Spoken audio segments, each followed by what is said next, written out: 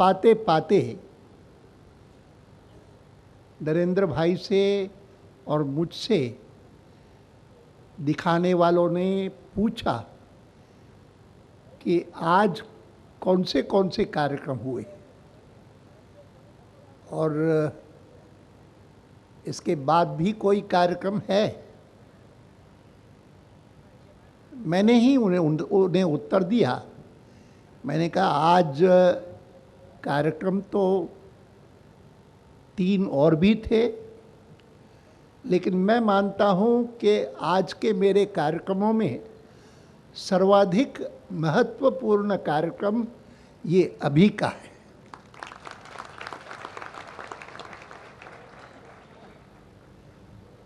उससे पहले भी मैंने पूछा था। मैंने कहा कि मुझे जब नरेंद्र भाई ने इस कार्यक्रम में आने का निमंत्रण दिया, कुछ दिन पहले दिया था, तब तो इस इंस्टीट्यूट का नाम क्या है ये भी नहीं पता था। लेकिन इस बार जब निमंत्रण आया तो उसमें ये लिखा हुआ था IIT राम।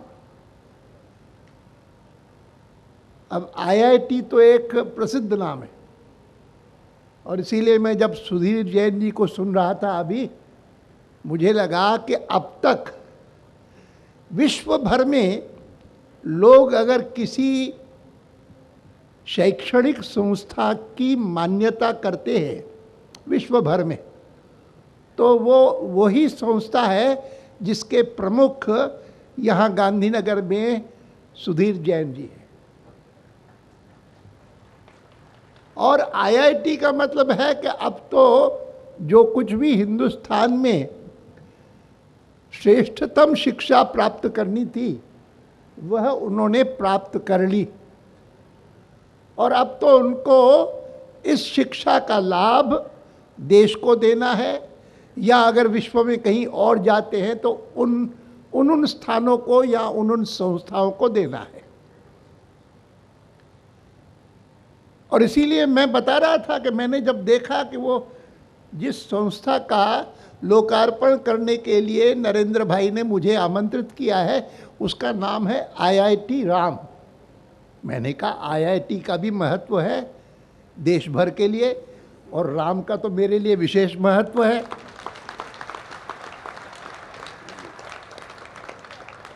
और उन्होंने कहा ध्यान में तो नहीं आती कि इंफ्रास्ट्रक्चर की कोई और संस्था है, मुझे भी ध्यान में नहीं आती।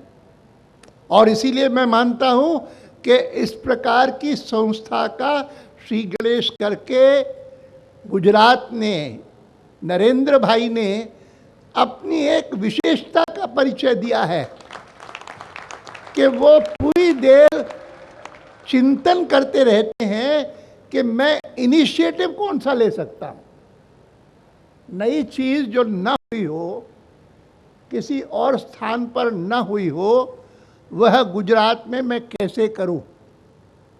और ये कोई कम महत्व का पहलू नहीं है, साधारण गुण नहीं है, एक असाधारण गुण है उनमें कि जिसको मैंने वर्षों से देखा है। जब वो शासन में नहीं थे, मैं जिस पार्टी के माध्यम से जीवन भर देश की सेवा करता रहा हूं, पहले राष्ट्रीय स्वयंसेवक संघ के माध्यम से, आगे चल करके भारतीय जनसंघ के माध्यम से, और जो भारतीय जनसंघ स्वतंत्रता प्राप्ति के बाद पहली राजनीतिक संस्था बनी थी कि जिसमें डॉक्टर श्यामा प्रसाद मुखर्जी ने और राष्ट्रीय स्वयंसेवक संघ के श्री गुरुजी ने, दोनों ने मिलकर के और ये बनाया था।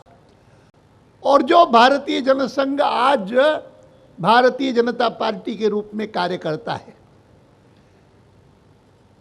मैं आज प्रातःकाल ही अपने साथियों को बता रहा था कि मैं पहली बार अहमदाबाद में 1945 में आया था, जिसका अर्थ है कि कितने साल हो गए आज। 1945 के बाद 2005 तक तो 60 साल हुए, और उसके बाद 5 के बाद 13 तक 68 साल हो गए। और 68 साल पहले मैं जब यहाँ आया था, वो मुझे स्मरण आ रहा था, विशेषकर जिस समय मैं अभी अभी रिवर फ्रंट के 2 पार्क्स में गया था। मैंने कहा कि कहाँ 1945 में सुनाई था, गांधी जी के बारे में कोई उल्लेख करता था तो साबरमती आश्रम की बात करता था। और आगे चल कर के एक फिल्म भी आई जिसमें साबरमती के संत ने तूने कर दिया कमाल। अब मैं सोचने लगा कि साबरमती जो मैंने 1945 में देखी थी, वो देख करके तो मेरे मन में हुआ कि ये है जिसके नाम से गांधी जी को पुकारा जाता है, ये है साबरमती नदी। और आज देखिए तो लगता है कि वास्तव में हिंदुस्तान के किसी नगर के बीच में किसी ने और नदी का प्रवाह इस प्रकार से किया कि जिसको देख करके मन प्रसन्न हो। जहाँ पर देख करके जो पार्क्स बनते हैं, उन पार्क्स को संचालित करने वाले लोग आनंदित अनुभव करते हो, और उस नगर के बीचों बीच बहने वाली साबरमती नदी में अगर कोई किसी नाव में बैठ करके या किसी लॉन्च में बैठ करके और जाता है 9 किलोमीटर, उसकी जो पूरी लंबाई है, तो कितना आनंद आएगा। हिंदुस्तान में तो कम से कम दूसरा स्थान ऐसा नहीं है कि जहां पर इस प्रकार की नदी हो। यूरोप में हम में से कोई गया होगा तो पेरिस याद आएगा और कहीं का स्थान याद आएगा, लेकिन हिंदुस्तान में तो नहीं आएगा। और ये सारी की सारी बातें इन्हीं दिनों में हुई हैं, देखते देखते हुई हैं। जैसे ये IIT राम बना है तो मन में खुशी होती है, गर्व होता है कि उनको बनाने में भी योगदान किया। तो जो अब तक सबसे बड़ी और मान्यता प्राप्त और प्रतिभाशाली उसका प्रमुख सुधीर जैन, उन्होंने इसकी कल्पना में और विस्तार किया और वर्कशॉप की और आगे बढ़ाया।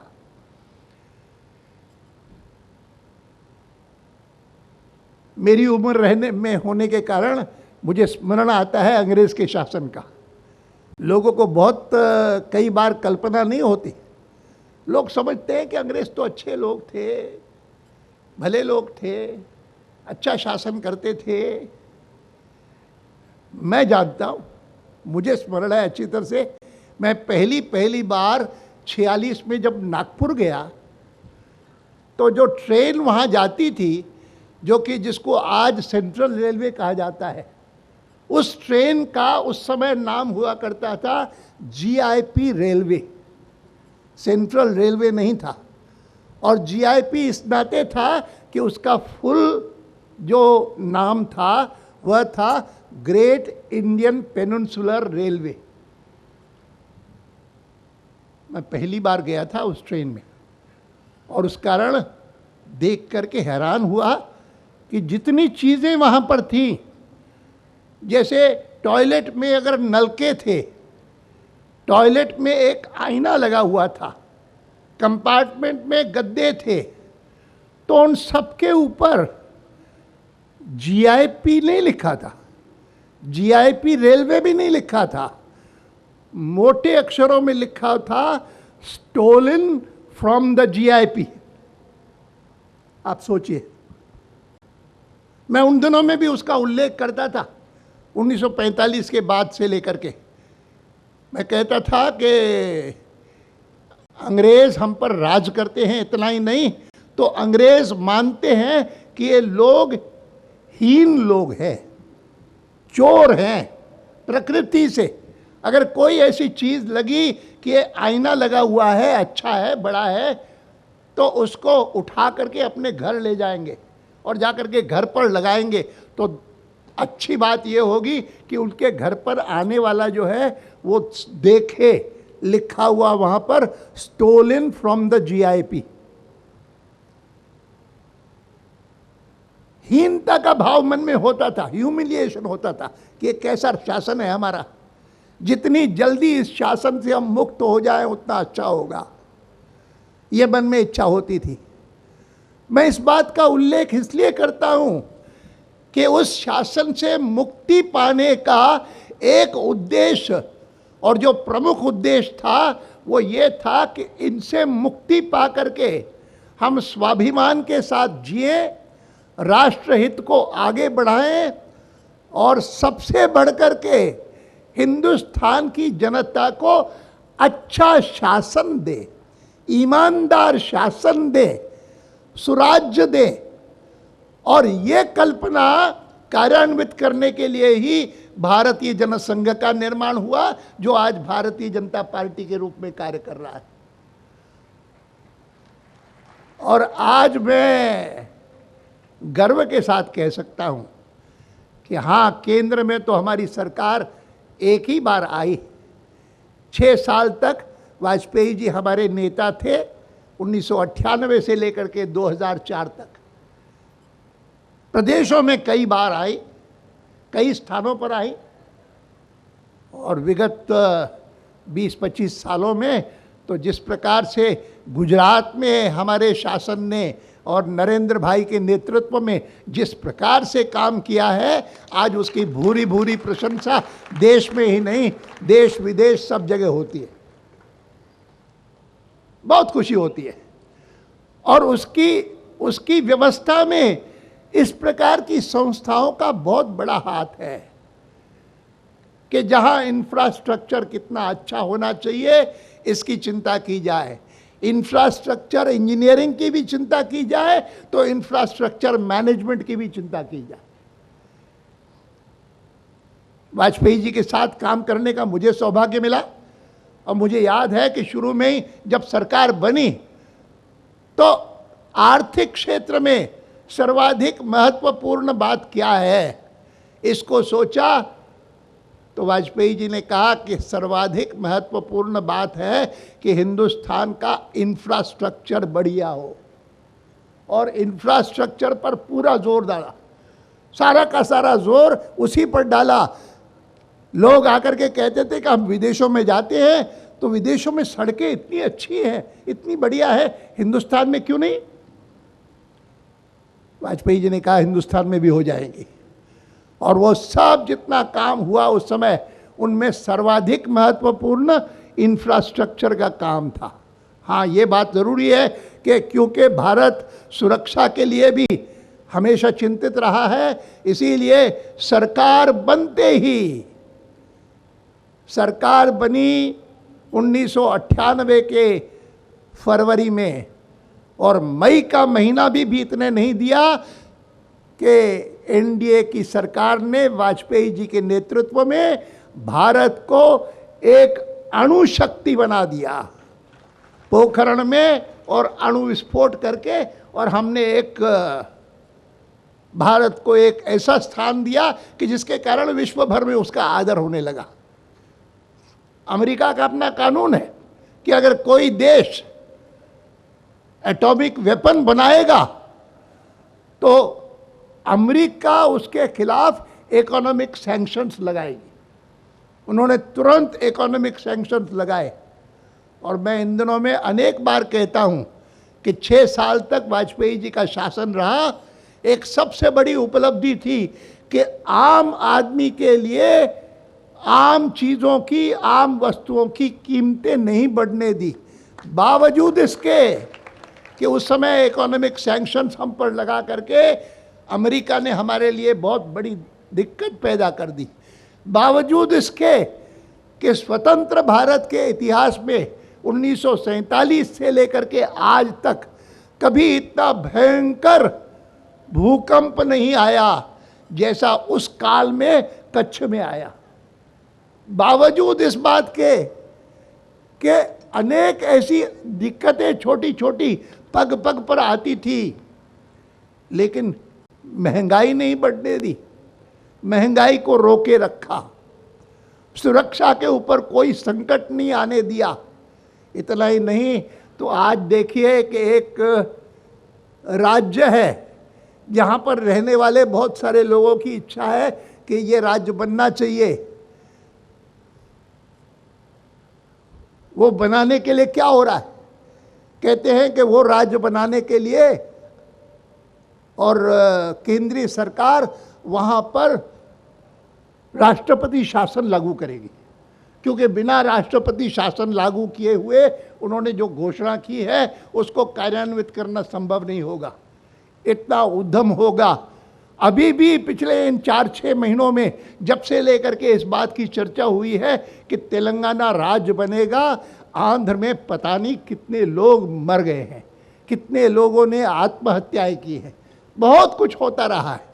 मैं इन बातों का उल्लेख केवल इसलिए करता हूं कि मुझे इस बात का संतोष है कि हमारी सरकार जब केंद्र में रही वाजपेयी जी के नेतृत्व में, आज कई प्रदेशों में हमारे दूसरे मुख्यमंत्री हैं जो कार्य संभाल रहे हैं। तो ऐसी चीजें बिना दिक्कत के होती थी। 3 राज्य बनाए, जिनमें से एक राज्य तो ऐसा था कि जिसके मुख्यमंत्री ने घोषणा की थी कि कहते हैं कि झारखंड बनाया जाएगा। मैं कहता हूं it will be only over my dead body, मेरी मृत्यु शरीर पर ही बनेगा। कोई मृत्यु किसी की नहीं हुई, वो भी उसमें सम्मिलित हुए और तीनों राज्य बड़े बिना दिक्कत के सहज रूप में बन गए। अच्छा शासन, ईमानदार शासन, ये सब बातें कर सकता है। इसका उदाहरण हमारे सामने केंद्र की वाजपेयी जी की सरकार, प्रदेशों में जो हमारी और सरकारें चल रही हैं और जिनके आधार पर मेरी पार्टी ने तय किया है कि अगली बार अवसर मिलेगा हमको सरकार बनाने का, तो हमको बहुत आनंद होगा कि नरेंद्र भाई हमारे प्रधानमंत्री बने।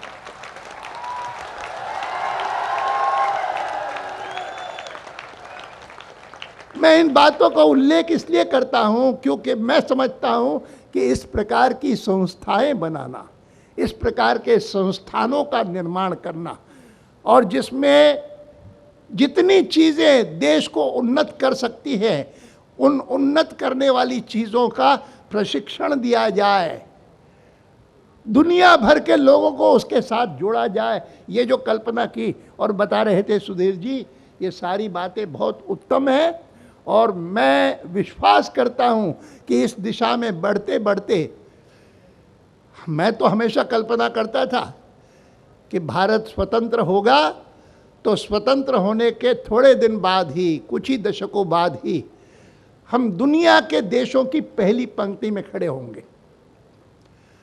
1947 में जब आज़ादी मिली थी तब मैं हमेशा सोचता था कि यह 20वीं शताब्दी जो 2000 में पूरी होगी, 2000 तक पहुंचते पहुंचते हमारी स्थिति देश की ऐसी बननी चाहिए कि जिसके कारण दुनिया सारी स्वीकार करे। शुरू में तो वो ये भी मानने को तैयार नहीं होते थे कि यहाँ पर लोकतंत्र चल सकेगा। कहते थे कि लोकतंत्र नहीं चलेगा, हिंदुस्तान में लोकतंत्र नहीं चलेगा। अरे हिंदुस्तान में तो लोकतंत्र इसलिए है क्योंकि पंडित नेहरू बड़े उससे प्रभावित हैं और वो इसलिए लोकतंत्र उन्होंने अपना लिया। मुझे याद है वो शुरू के आरंभ के पहले वर्ष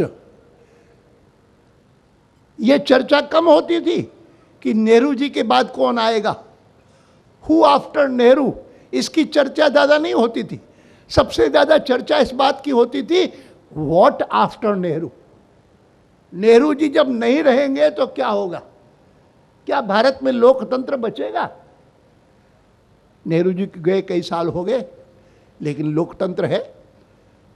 वो 19 महीने की इमरजेंसी छोड़ दीजिए, वो छोड़ दीजिए, बाकी तो लोकतंत्र सजीव रहा है और प्राणवान रहा है।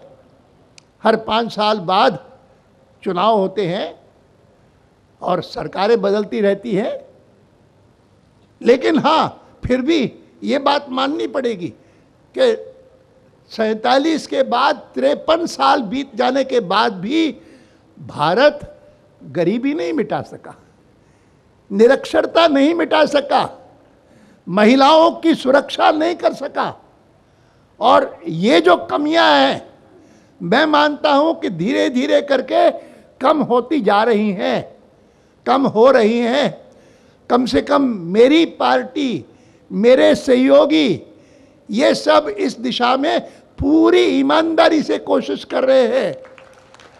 और इसीलिए मैं बार बार कहता हूं लोगों को कि इस समय जहां जहां पर भी हम अधिकार के क्षेत्र में हैं, अधिकार की अवस्था में हैं, वहां वहां पर हमको ईमानदारी से कोशिश करनी चाहिए कि 20वीं शताब्दी भले पश्चिम की शताब्दी रही होगी, अंग्रेज़ों की शताब्दी रही होगी, अमेरिकनों की शताब्दी रही होगी, रूसियों की शताब्दी रही होगी, लेकिन 21वीं शताब्दी वह जल्दी से जल्दी ऐसी अवस्था में भारत को पहुंचाए कि सारी दुनिया मानने लगे कि 20वीं शताब्दी भले पश्चिम की शताब्दी रही होगी, यह 21वीं शताब्दी निश्चित रूप से भारत की शताब्दी बनने वाली है। यह विश्वास उनके मन में पैदा हो, इस दृष्टि से ये केवल शासन का काम नहीं है, केवल सत्ता में बैठे हुए लोगों का काम नहीं है। मैं मानता हूं एक एक व्यक्ति कोई भी काम करता हो, किसी भी क्षेत्र में काम करता हो, वो अगर संकल्प करे कि मैं अपना काम ईमानदारी से करूंगा, नैतिकता के साथ कोई समझौता नहीं करूंगा, सही बात से करता रहूंगा, तो मुझे कोई संदेह नहीं है कि भारत में जो सामर्थ्य है वो और किसी देश में सामर्थ्य नहीं है। जो हमारा पोटेंशियल है वो हमारा ही पोटेंशियल है, और इसमें इस प्रकार की संस्थाएं जैसे IIT राम यह बहुत बड़ा योगदान करेंगी, इसके बारे में भी मुझे कोई संदेह नहीं है। मैं आपको सभी को यहाँ पर जो उपस्थित है, मंच पर जो मेरे साथ बैठे हुए हैं, और IIT राम के निर्माण में जो लोग लगे हुए हैं, जिन्होंने 11 महीने में इतना बड़ा भवन खड़ा कर दिया और इतनी शानदार संस्था खड़ी कर दी, और विशेषकर मेरे साथी नरेंद्र भाई मोदी को मैं बहुत बहुत बधाई देता हूं कि उन्होंने यह अच्छा काम ही नहीं किया है, मैं आभार प्रकट करता हूं उनके प्रति कि उन्होंने मुझे गांधीनगर का प्रतिनिधि होने के कारण आज यहाँ पर बुला करके यह अवसर दिया है कि मैं आपको ये 2 शब्द कह सकूं। बहुत बहुत धन्यवाद।